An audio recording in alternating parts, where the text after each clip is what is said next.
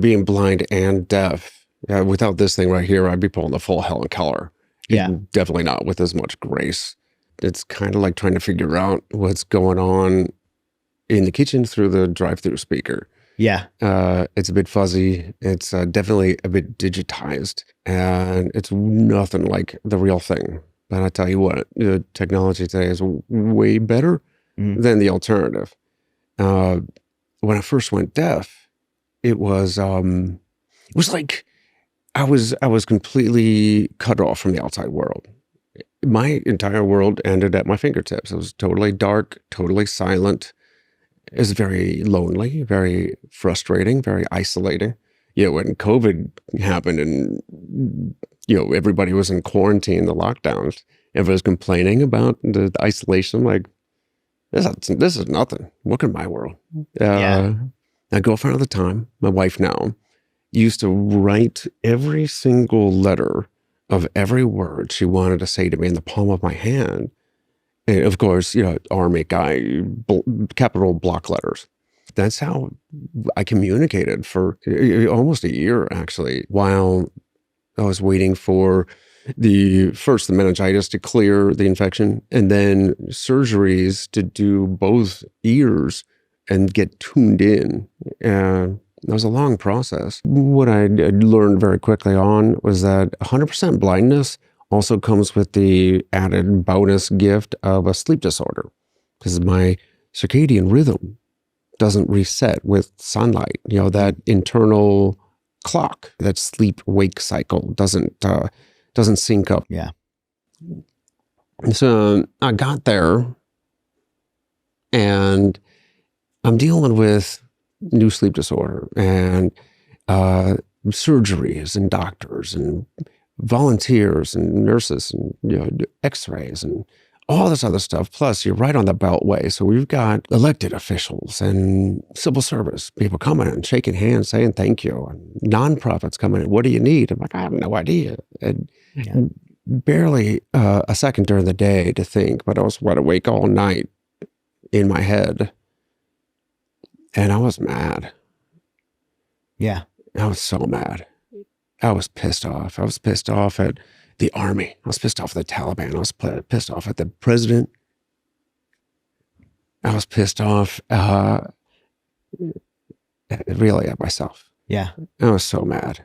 These men with the rudimentary thing that I've been practiced on for 8 months straight, I let one through. They got one on me. And here I was, blind for the rest of my life. When did you find out that you were blind? How'd you get the news? I mean, obviously you knew you couldn't see, but sometimes you're injured and you're like, okay, this is gonna get better.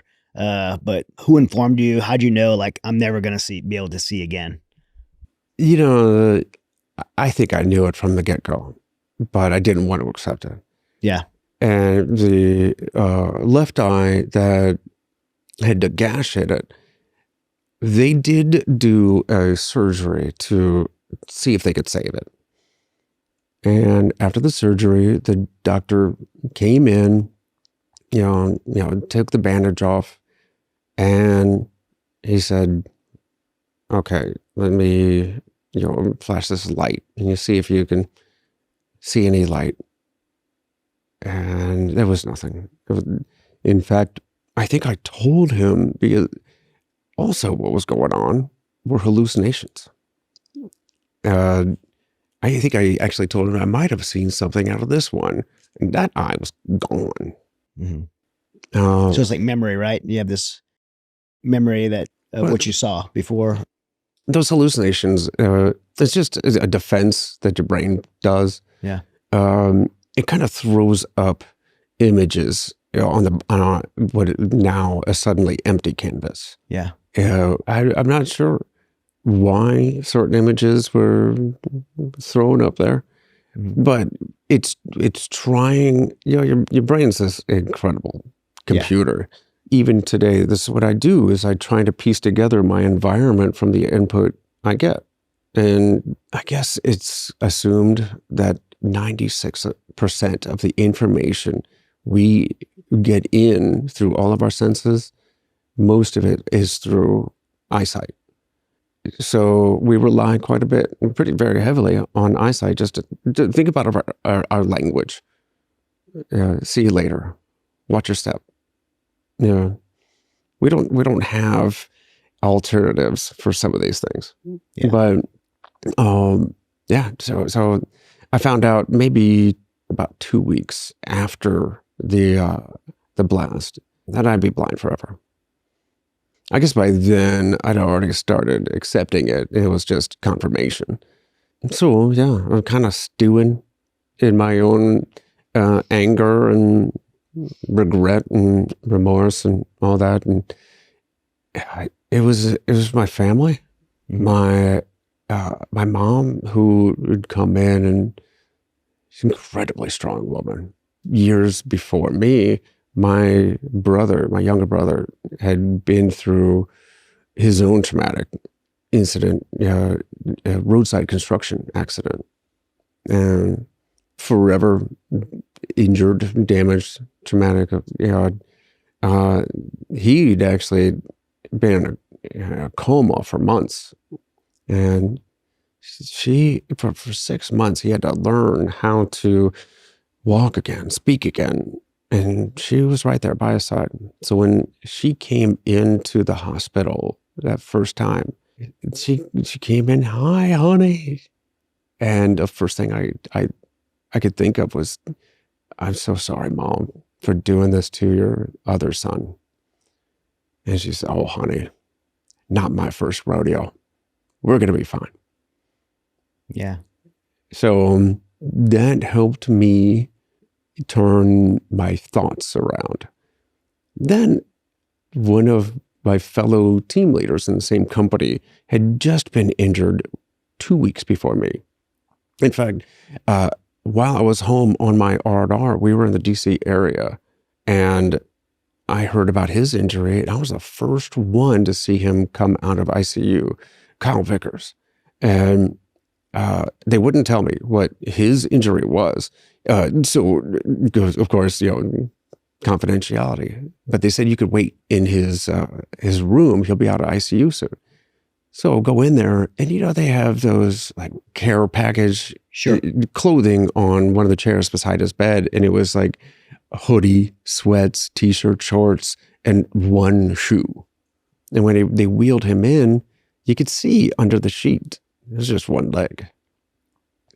I don't know if it was the drugs wearing off from surgery or just his personality, but he saw me come in. He had this big, dumb looking grin on his face. "Hale, what are you doing here?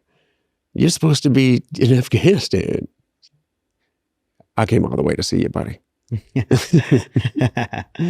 But it was Kyle.